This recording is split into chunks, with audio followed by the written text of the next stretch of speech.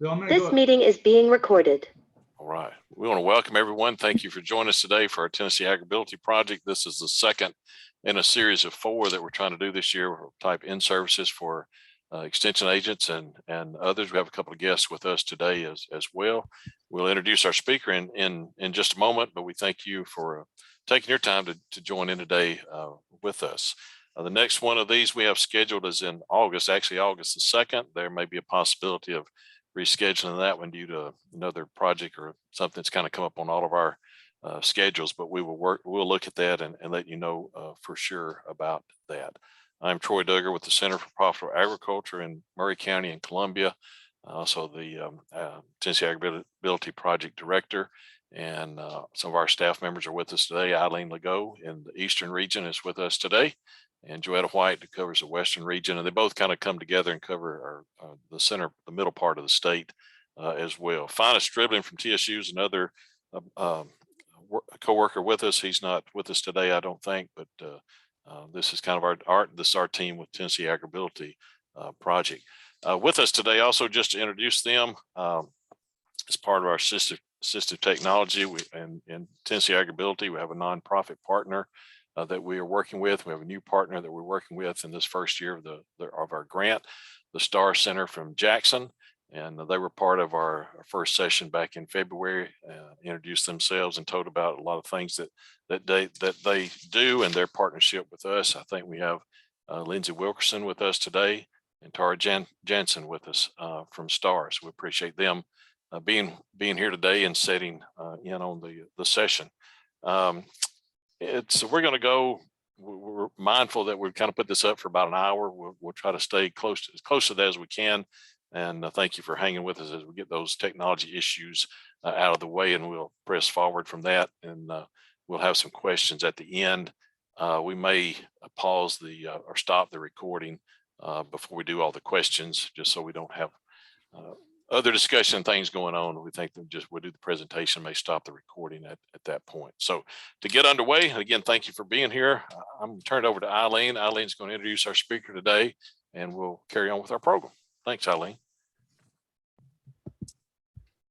Chad, do you want to start sharing the screen? Yep. Did you get the full view again? Yes. Next, please. All right, thank you. We just did a few intro slides for anyone that's new joining us with Extension. We are the Tennessee AgrAbility Project, as Troy said, and you see our 3 partners on the bottom. It's both extensions, UT Extension Institute of Ag and Tennessee State University Cooperative Extension. We're the land-grant universities, and we partner with our nonprofit disability organization, Star Center, and we're in all 95 counties to help farmers with disabilities live independently and farm profitably. Next slide, Chad, please. Our main mission is to enhance and protect the quality of life for our farmers with disabilities and to help eliminate obstacles that block successes.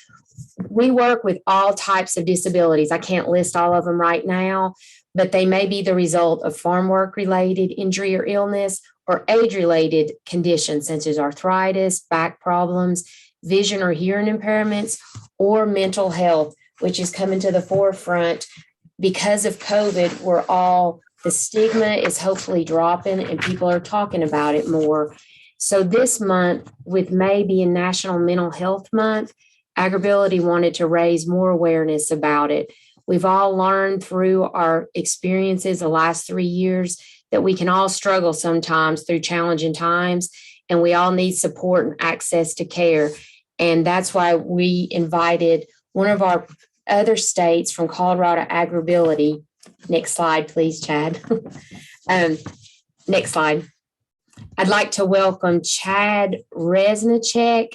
He's the behavioral health specialist, with the Colorado AgrAbility Project. He's committed to help expand and improve behavioral health support and resources in rural communities. Chad has over 20 years of experience as a licensed therapist with special focus areas in suicide prevention, trauma, mood disorders, and substance abuse. He was raised in a small rural community in central Nebraska with a deep respect for agriculture as a heart of our rural communities. We are happy to share Chad with you. We all met him at our last Training with National Training workshop, and now I'm going to turn it over to you, Chad. Thanks for joining us. Thank you so much for inviting me.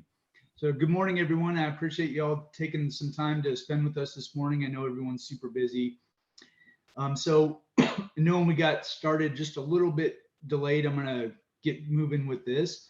So I am part of the Colorado AgrAbility project. The AgrAbility vision is to enhance the quality of life for farmers and ranchers and other agricultural workers with disabilities so that they, their families, and their communities can continue to succeed in rural America.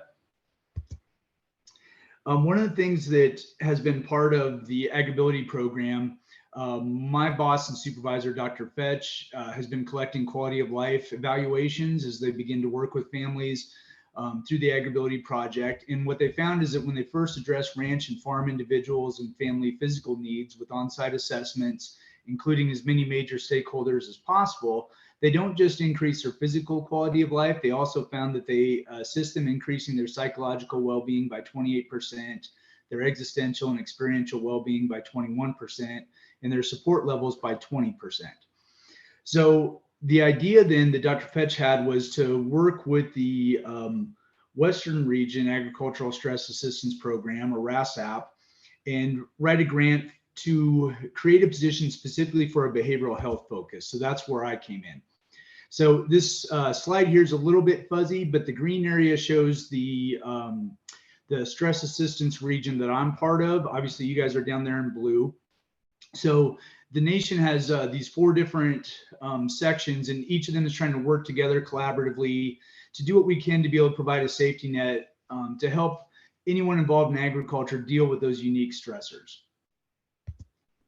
So through my position, some of the things that we've been focusing on is offering clinical consultation to any rural behavioral health initiatives, doing resource mapping, identifying and connecting champions across states and regions, provide support, system navigation, and resource linking for farm and ranch families. Although I'm a licensed therapist, I don't provide direct services, but I do a lot of coaching and helping people navigate through insurance networks, whatever I can do to help them get connected to the right kind of resources for them.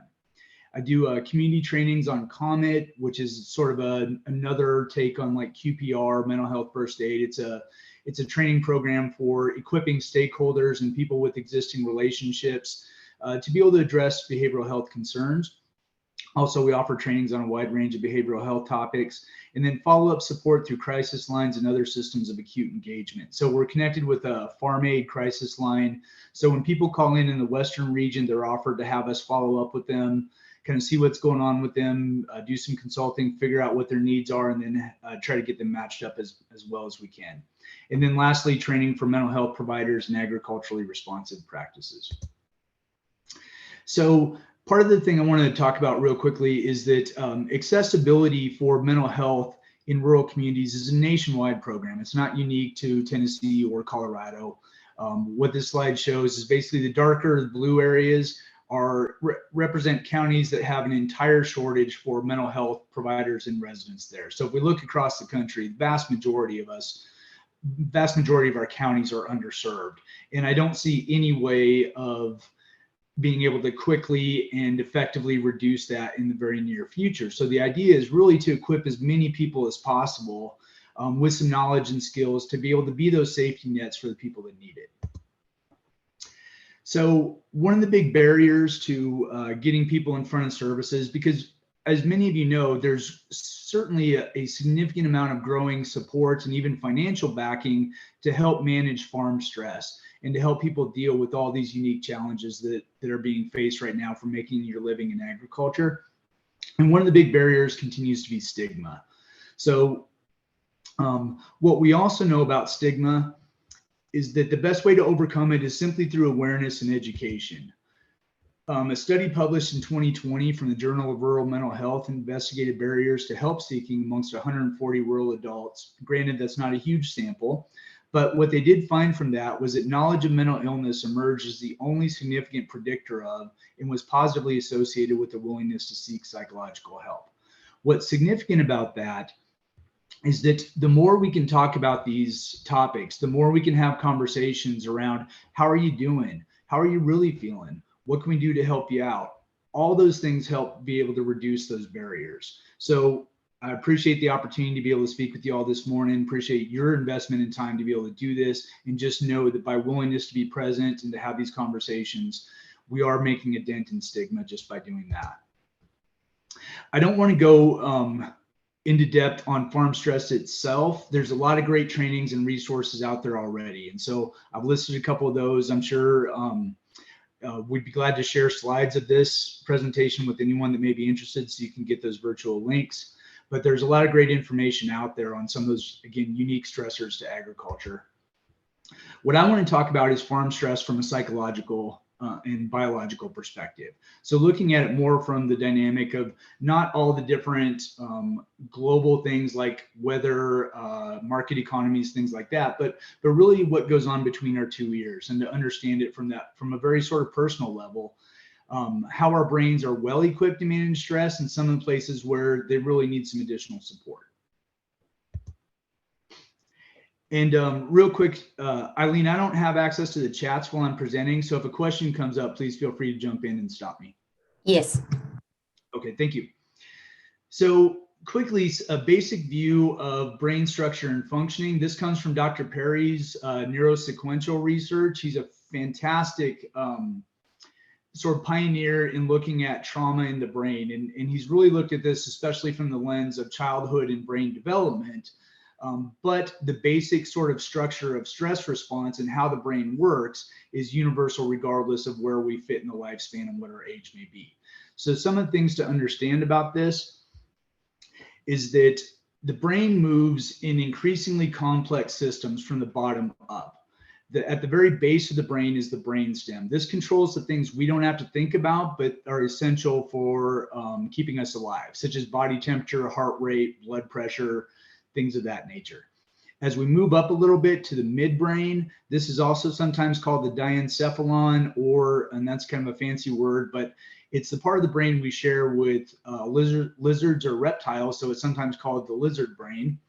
In this section of the brain, if you think about how a lizard or a reptile functions, they don't need to worry about financial planning or computer programming. They really exist on pretty black and white terms. Either I'm safe or I'm not, I'm warm or I'm not, I'm hungry or I'm not.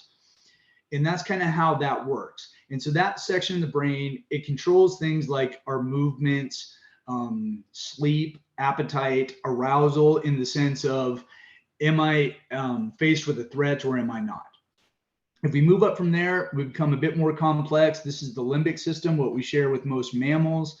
So if you think about the emotional capacity of like your family dog, it can experience a range of emotions. It can have a sense of loyalty. It can express happiness or well-being or contentment. It can have complex attachments in terms of the pack mentality and things of that nature. So this part of the brain controls things like motor regulation, emotional reactivity, sexual behavior, and that sense of attachment. So from there, we jump up to the cortical part, or sometimes called the neocortex. And this is kind of at the very front of our brains here. This is the last part of the brain to develop. And in females, it develops about 24. In males, about 26, because we're a little bit slower on the uptake. But this is the part of the brain that allows us to have concrete and abstract thoughts. It's what allows us to plan for the future. It's what allows us to problem solve and engage in all sorts of complex problem solving. And it's what allows us to weigh out the pros and cons of our behaviors. So that's kind of the basic structure. The reason this is important is because then if we begin to look at how this grouping of the brain works in response to stress, it's good to know kind of what that foundation entails. So the vast majority of the time that we've been on this planet, our brains have evolved to match our needs as small hunter-gatherer societies. Almost the majority of the time, in terms of the overall history that we've been here on as a species, has been in these small hunter-gatherer groups. Our brain has evolved a number of unique sort of structures to help us with that. The one sort of built-in thing that we've got to help us out is called the fight or flight mechanism. Some of you may be familiar with that, so I just want to talk about it real quickly. Going back to Bruce Perry for just a second, He describes us as a species as slow, naked, and weak. So we don't have big claws. We can't run all that fast. We don't have big fangs to protect us. So there's a couple mechanisms that we've evolved to be able to help us, give us the survival odds that we do have. One of these is fight or flight. The other is our tribe, or those connections around us. So I'm going to start with fight or flight. And I want you to think about if we were all part of this same tribe, and we're going to go out in the forest and we're going to go hunting, try to get us a wild boar, have a nice barbecue tonight back at the village. And we're walking out in the forest and I get bit by a blue snake. This blue snake is incredibly poisonous. And I end up down on the ground, racked in pain, and I have to rely on the care of my tribe to carry me back to the village. Local medicine woman fixes me up, and maybe in about 2 weeks, after a bunch of agony and physical discomfort, I'm kind of back to normal and ready to go back out into the forest again. So we get ready, we get on another hunting party, we go back out in the forest, and now the corner of my eye, I see a blue flower. So based on this last experience, you can kind of imagine what would happen to my brain in that split second when now I have this cue that reminds me very vividly of this really painful and potentially life-threatening situation I went to. So I'm going to talk about what happens in that split second with fight or flight. But one of the things that I agreed to with Eileen was not to linger too long on this blue snake slide. So I'm going to jump ahead back to that brain structure. So in that split second where I see that blue snake, what happens is, if you can see my cursor moving, this cortical part of the brain, that neocortex, the part that's involved in problem solving, thinking about the future, that's the first thing to go out the window. So for the sake of efficiency, in that moment, when my brain has just perceived this cue or this stressor, I don't need to be thinking about next week. I don't need to be thinking about the winter that's coming, anything like that. That goes out the window. My limbic system here, this emotional center, fires off with fear. But what happens down in these lower parts is pretty important, because in a split second, from the reception of that visual cue, my heart rate's going to speed up. It's going to send sucrose to my large muscle groups to prepare me to run or fight from this threat. It pumps me with adrenaline. It does quite a number of chemical changes in a split second. My midbrain is going to equip me to, that reptile part of the brain is going to equip me to run. And so what's important in all this is to understand that the brain kind of shuts down from the top down. And most of the activity happens in those lower sections that don't require a lot of thought. And again, these are meant to help us to survive. So this all works really well if we're talking about a threat such as a poisonous snake or a saber-toothed tiger or a grizzly bear or something like that. It does not serve us very well when our stressors are falling behind on loans. So that then, instead of the blue snake that triggers my fight or flight response, if I have to walk out to the mailbox every day anticipating that late notice that's in there, basically my brain doesn't understand the difference between a financial threat and the threat of this snake. Now, granted, it may not trigger the same level of intensity, but the same structures of the brain are at work here. And the reason why this is important to note is because over time, repeated exposure to these different stressors, that's ultimately what creates a trauma response. So one of the ways of defining trauma, and this comes from Basil van der Kolk, who wrote a book called The Body Keeps the Score. He defines trauma as the traumatization occurs when our internal and external resources are insufficient to cope with the threat. So that threat doesn't have to be life-threatening. That threat doesn't have to be a grizzly bear. What it has to do is basically something that overwhelms our internal and external resources to manage it. So if you think about, again, all those unique stressors that are present in agriculture, so many things that we can't control, from weather to market prices, to equipment breakdowns, and now the price of diesel and all these other things. If those stressors are more than our internal and external capacity to manage, basically the brain becomes traumatized, and we end up being on red alert all the time. And the problem with this is that the same kind of machinery in terms of that brain functioning operates the same way, in that we lose some of that ability for our best thought, our highest level thought, our best problem solving, our best ability to relate to people on a higher level. Those things are impacted the more we experience stressors. So based on all this, and maybe some from your own experiences and your own relationships, what would be some of the stressors that you think would be unique to agriculture? Go ahead and either put in the chat or let us know. I mentioned a couple in terms of weather, things of that nature, but just curious from personal experiences if there's anything in particular that stands out to people. Market prices, Megan typed in. Yep. I was just going to say the financial stress. Absolutely. You know, I worked for Weather events. What's that? Weather? Megan typed in weather events. Okay. Yeah, those are all great examples. And prior to joining the AgrAbility team, I worked for 7 years in a juvenile correctional center. I was a clinical director there. And it was a super stressful environment, especially during the onset of COVID. But no matter how bad my day was, at the end of that day, whatever time that may be, I was still able to walk out of that building, have a 30-minute buffer drive to get home to my family. That probably helped me endure as many years as I did there. But that's very different than when your home is maybe in the center of your operation. Your coworkers are also your family. There's pros and cons to that for sure, but it's definitely unique in terms of there's not many occupations that have that level of emergence and enmeshment sometimes with your occupation and your entire well-being, relationships, things of that nature. So there's a lot of things that are unique to agriculture in addition to those things that you can't control. For anyone that's interested in some of the information on that in terms of surveys, our stress assistance region did a baseline aggregate report. We released this in 2022, and I think there were like 796 participants across the Western region. But what they found from this was that farmers, and I use the farmer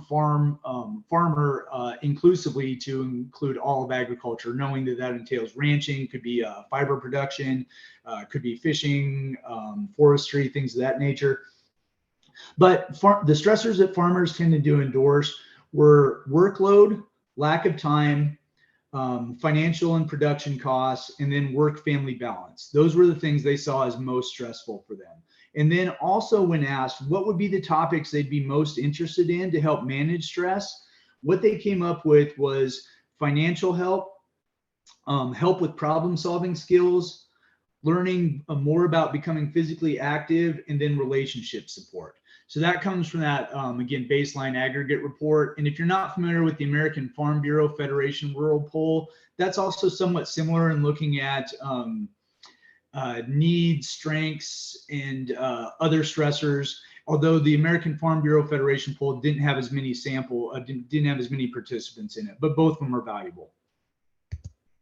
So one of the things that we've been working on through the Colorado AgrAbility project is developing a clinical training model called Land Logic. So the idea with this is to train those rural mental health providers in cognitive behavioral therapy and action commitment therapy techniques that have been culturally adapted to make them hopefully meaningful and resonating with those that are involved in agriculture. So I mentioned this, it's beyond the scope of what we'll talk about today, but there's an element within this that we have employed as a problem-solving method. And I do this with people when I'm following up from these farm aid calls, or if I have an existing AgrAbility client through our Colorado team that maybe needs some behavioral health support, then this is kind of the process that I'll walk them through. So I want to go through this and introduce you all to it really quickly. It's called FARM. It stands for formulate the target or problem, get it out in the open, give it a name.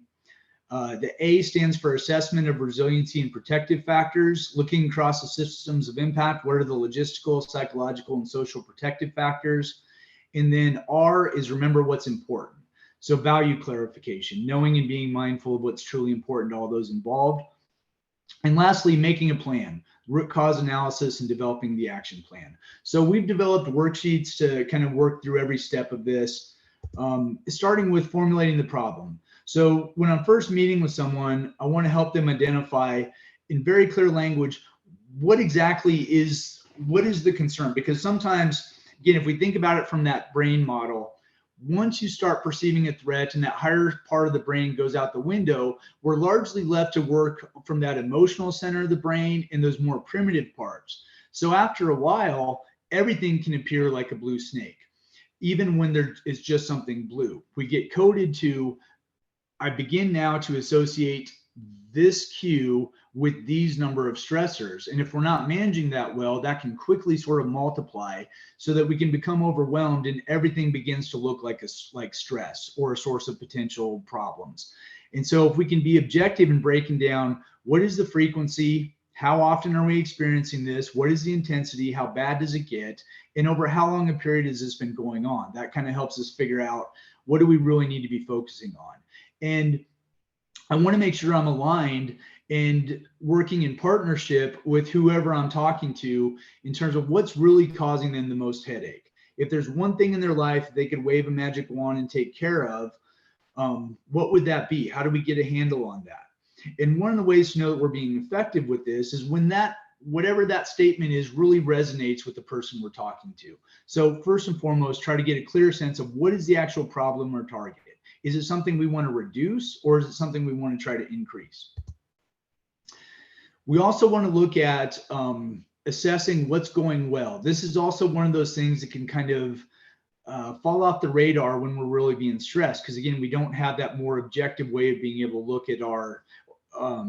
at our surroundings, look at our situation, look at what's going well for us. And it's not to say that higher part of the brain goes out the window completely with lower level stress, but it is impacted. So we want to try to make sure we're getting our best foot forward, being as positive focused as we can. So we use something called the Resiliency and Protective Factor Checklist, and it's been modified to make it an AG version. The original point of origin for this came from Dr. Kevin Powell. He wrote a book called The Strengths-Based Approach for Intervention with At-Risk Youth. So he was one of my mentors in the correctional setting. And one of the things we did was with almost every youth we worked with was we'd start with this resiliency and protective factor checklist. And for a lot of these youth, they've been told what their problems were from maybe kindergarten or even sooner. So they're well familiarized with problem labels, negative views of their behavior, all these things that are really deficit based. And so it was usually a pretty unique starting point to look at, what do you have going well for you? What are some of the skills that could be better developed and amplified? And so that was such a, I think, formative and foundational piece of my understanding and working with young people to just start from that strength-based place. It makes sense to carry it over into here. So we've adapted this, and I apologize, this isn't the best slide because it didn't carry through my numbering system there on the left, and I've kind of broke it up. It's a 2-page assessment that has 24 items looking at things from individual protective factors, community protective factors, relational protective factors, things of that nature. And there's been a lot of research done on this. Dr. Powell had already adapted it to an adult version, a family version, a young adult version.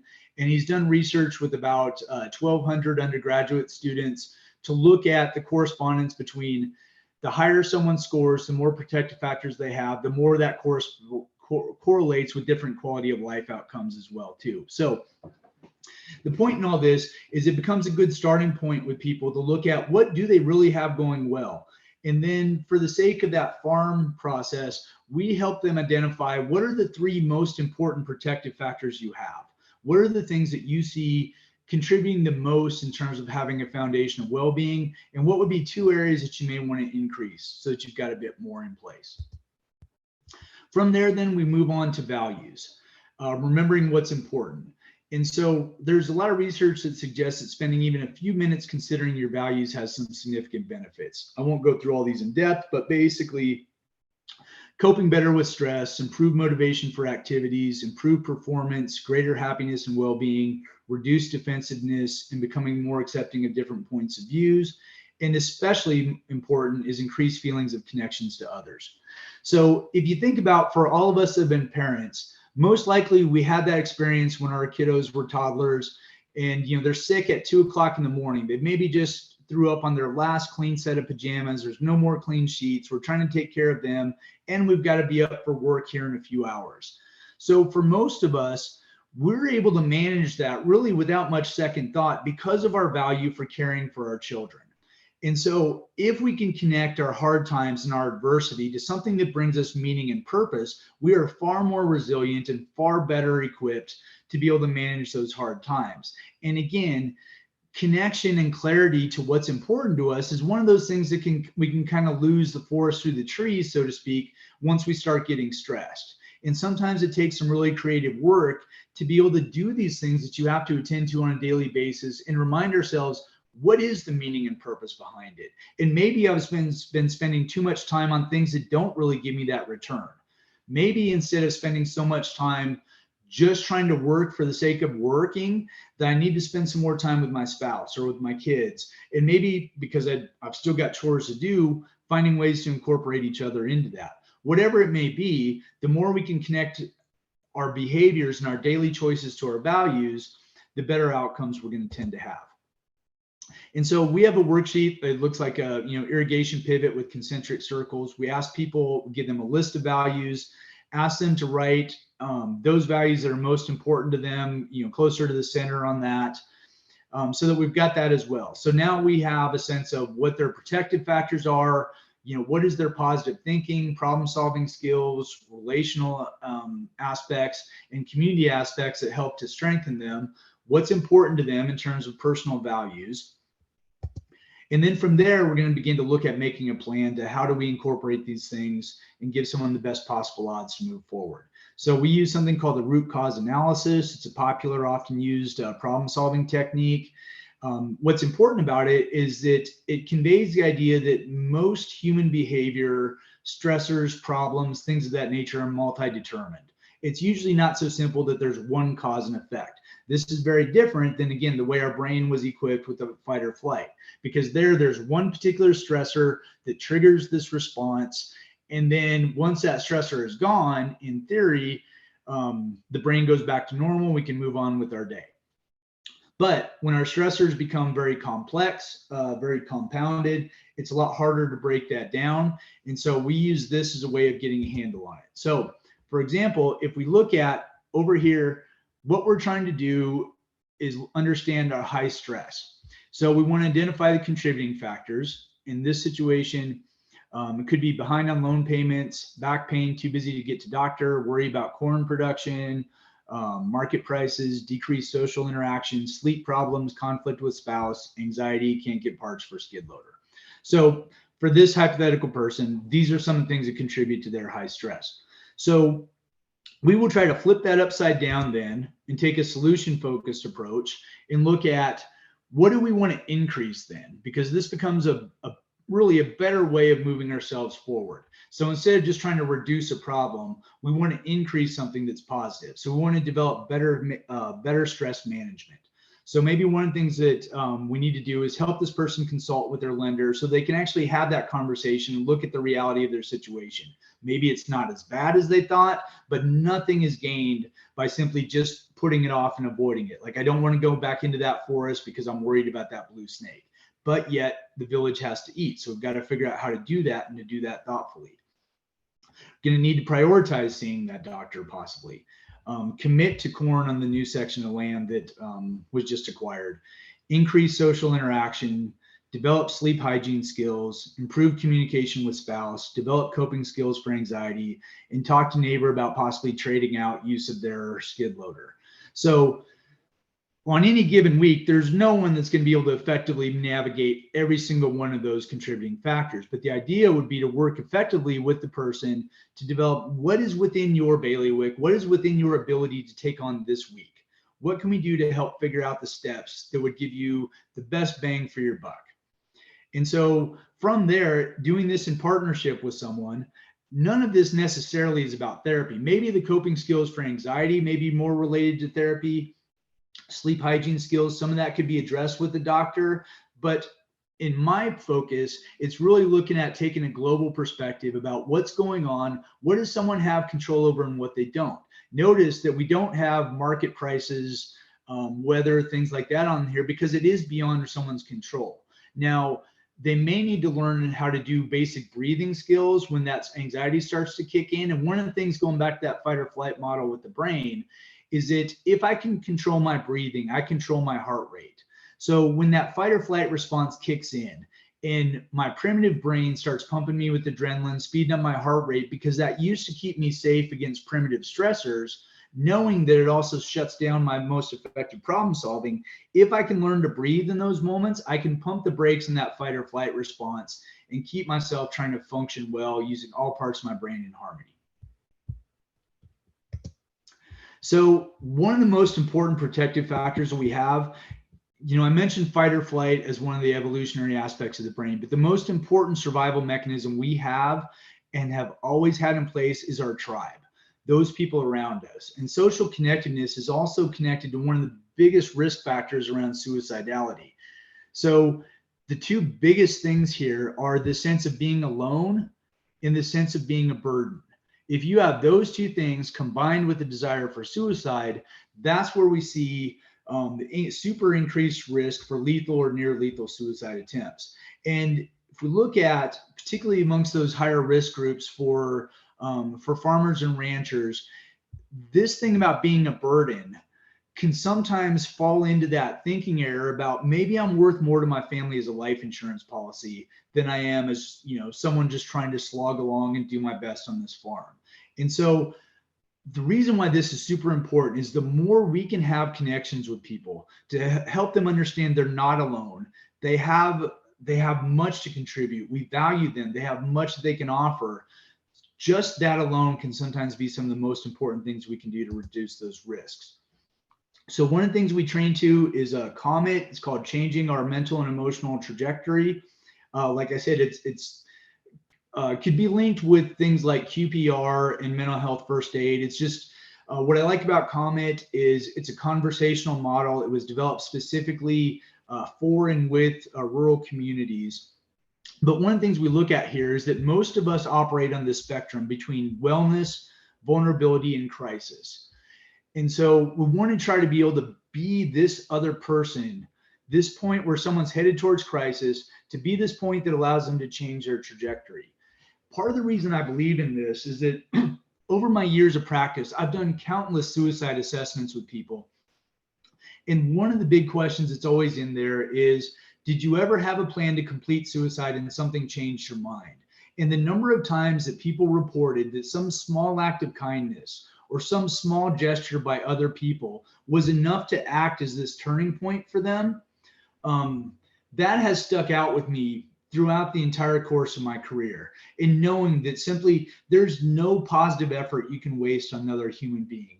And we don't always get the benefit of seeing how, if we take the time to give a damn about someone, engage in caring behavior, we don't know when we plant that seed what that's going to grow to. But I believe very, very strongly that that's worth doing, and that those seeds do become fruitful. They mean something. And so the more we can be involved in just simply being able to look out for people, express our gratitude towards them, catch them doing things right, letting them know that they're valued, that more than anything else on a day-to-day basis throughout the course of all our other tasks can make a huge difference.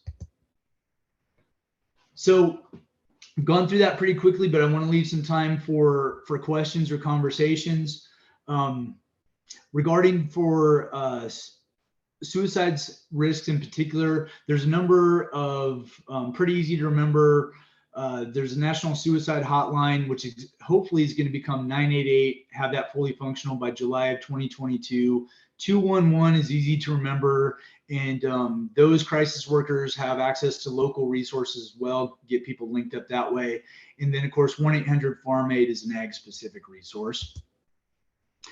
There's a few other resources online that can direct people from everything from training, presentations to local resources as well. So we've got a couple links there.